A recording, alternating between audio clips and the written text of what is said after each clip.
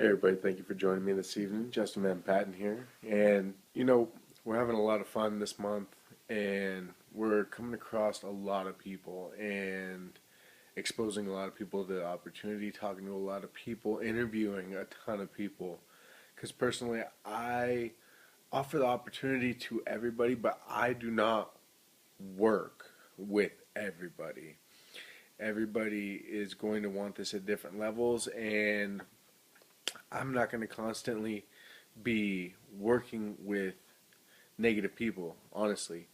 I offer it to people, but if they're constantly whining, complaining, and not working and want to blame everybody for their circumstances, then I work with them a lot less than I work with people that are actually wanting this, not making excuses, doing the things they're doing, holding themselves accountable,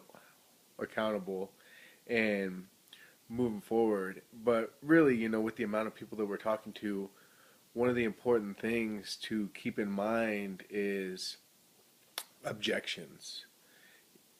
Objections help us in a couple different ways. Overcoming objections is very easy when you understand usually what the objection is most people say no when they don't fully understand what you're offering them.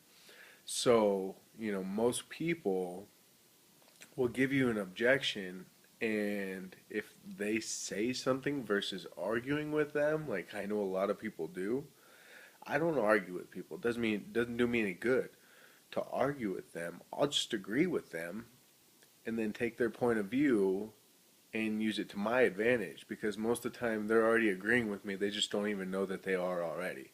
So that's a good way to overcome objections. And when coming across people who just have not necessarily an objection, but just negativity. Oh, that stuff's never going to work. Oh, yeah, tell me how that works.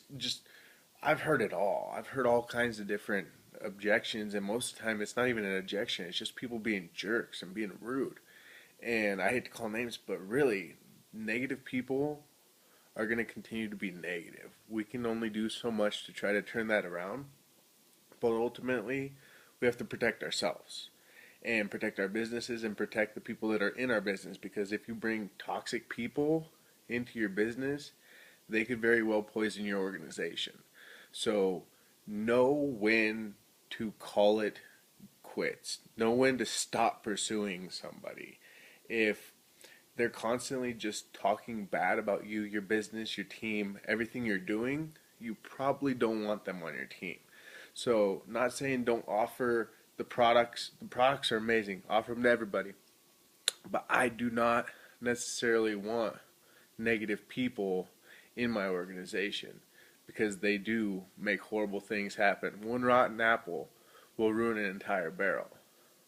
So, keep that in mind when you're moving forward, bringing good people into your organization, positive people who really want good things, because those are the people that we want.